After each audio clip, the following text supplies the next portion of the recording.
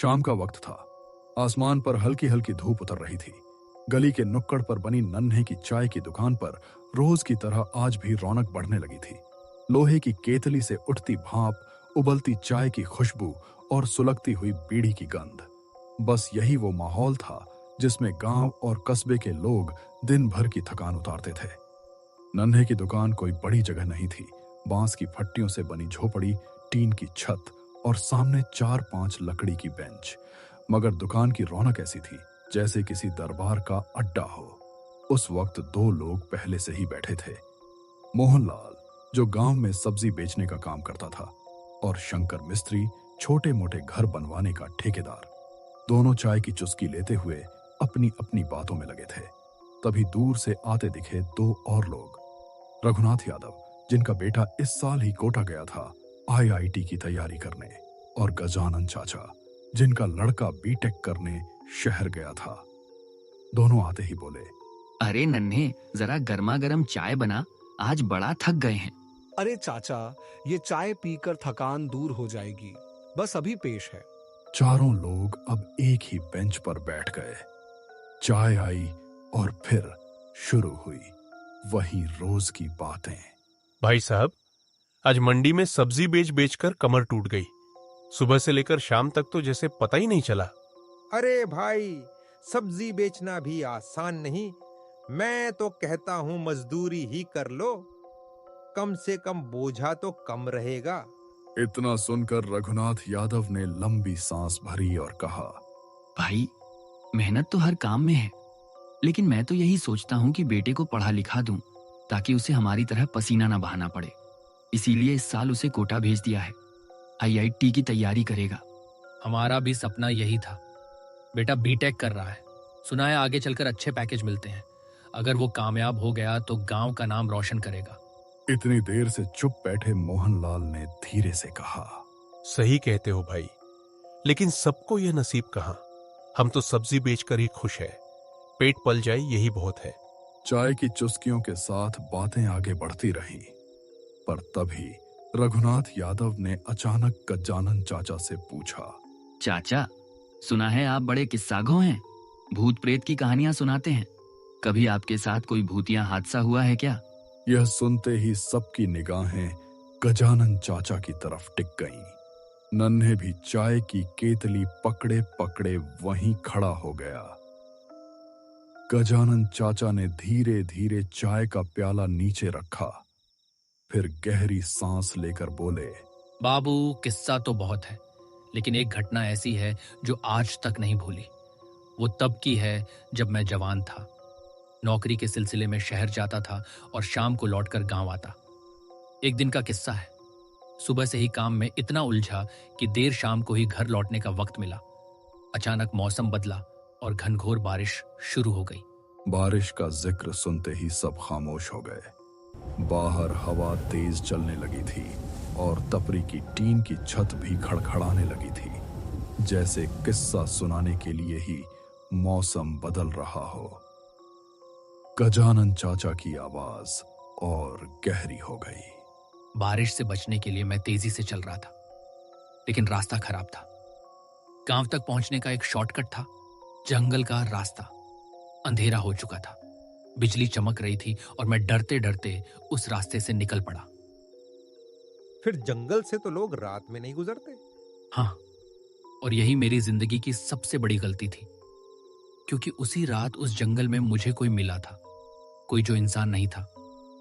बाबू, अंधेरा इतना था कि हाथ को हाथ नहीं सूझ रहा था, बस बिजली की चमक से ही रास्ता दिखाई देता।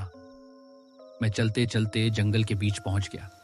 चारों तरफ बस झींगुरों की आवाज, हवा की सरसराहट और पेड़ों की चरमराहट सुनाई दे रही थी। अचानक मुझे ऐसा लगा जैसे कोई पीछे पीछे चल रहा हो। मैंने पलट कर देखा, अंधेरे में कोई परछाई ठोली। पहले सोचा कोई और मुसाफिर होगा, लेकिन जैसे ही मैंने चलना तेज किया, पीछे वाली परछाई भी उतनी ही तेज हो गई। मोहनलाल खामोश होकर सुन रहा था।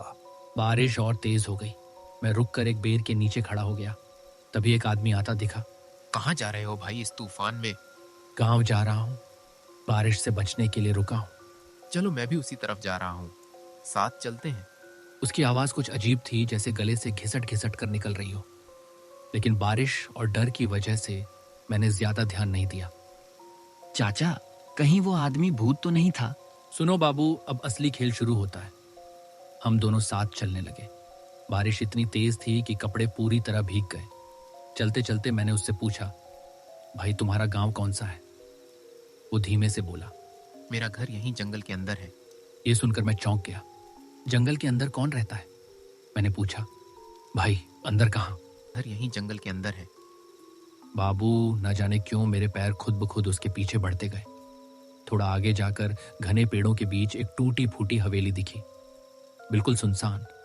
चारों तरफ बबूल के पेड़, हवेली की खिड़कियां टूटी हुई और दीवारों पर काई जमी हुई। उस आदमी ने कहा, चलो अंदर चलकर बारिश से बचते हैं। मैं हिम्मत जुटाकर हवेली के अंदर गया। अंदर अंधेरा था, बस बिजली की चमक से ही सच दिख रहा था। कमरे में टूटी कुर्सियां, जाले और चूहों की आवाजें थीं। तभी अचानक मैंने देखा कि वो आदमी कहीं गायब हो गया। गायब मतलब? हाँ बाबू, मैं इधर उधर देखने लगा। तभी मेरे कानों में किसी के हंसने की आवाज आई और जब पीछे पलटा तो वही आदमी मेरे सामने खड़ा था। लेकिन अब उसका चेहरा इंसान का नहीं, खोपड़ी जैसा लग रहा था। बाबू, जब मैंने उसकी तरफ देखा तो मेरी सांस अटक गई। उसका चेहरा अब इंसान का नहीं था। आंखों की जगह गहरी काली गुफाएं थीं। मुंह में लंबे लंबे दांत और शरीर से कफन जैसी गंध आ रही थी। वो धीरे धीरे मेरी तरफ बढ़ा। मैं सन्न रह गया। तुम इंसान बहुत बहादुर हो, मेरे साथ चलो, हमेशा के लिए। मैं बुरी तरह डर गया। जैसे तैसे खिड़की से कूदकर बाहर भागा। कांटों में फंसकर कपड़े फट गए, हाथ पांव छिल गए, पर मैं दौड़ता ही रहा। वो प्रेत मेरे पीछे पीछे हंसता हुआ आ रहा था। उसकी हंसी आज भी कानों में गूंजती है। मैं मरने ही वाला था कि अचानक रास्ते में एक बूढ़ा साधु मिल गया। उसने हाथ में एक त्रिशूल थाम रखा था। साधु ने मुझसे कुछ भी पूछे बिना जमीन पर भस्म छिड़की और ऊंची आवाज में मंत्र पढ़ने लगा। तभी वह प्रेत अचानक चीखने लगा और धुएं की तरह गायब हो गया। साधु ने कहा, बेटा, तेरा भाग्य अच्छा है जो आज बच गया। ये जंगल प्रेत आत्माओं का घर है, कभी रात को इधर मत आना। मैंने हाथ जोड़कर उनका आशीर्वाद लिया और भागते भागते गांव पहुंचा। गजानन चाचा, उस रात मैं कांपता हुआ घर पहुंचा। बुखार चढ़ गया और कई दिन तक बिस्तर से उठ नहीं पाया। गांव में सबको जब यह बात बताई तो बुजुर्गों ने कहा कि उस जंगल की हवेली में पहले एक इंजीनियर रहता था। बिजली गिरने से उसकी वहीं मौत हो गई थी। तब से उसकी आत्मा वहीं भटकती है और राहगीरों को फंसाती है। चाचा की कहानी खत्म होते ही दुकान पर गहरा सन्नाटा छा गया। सभी लोग खामोश होकर एक दूसरे का चेहरा देखने लगे। चाय का प्याला ठंडा हो गया था, लेकिन किसी की हिम्मत नहीं हुई कि उसे उठाकर पी ले। मोहनलाल कांपती आवाज में बोला, चाचा, सच में आपके साथ यह सब हुआ था? बाबू, भूत प्रेत पर विश्वास हो या ना हो, लेकिन इतना याद रखो, रात को जंगल कभी मत जाना, क्योंकि अंधेरा सिर्फ परछाया नहीं, बहुत कुछ छुपा कर रखता है।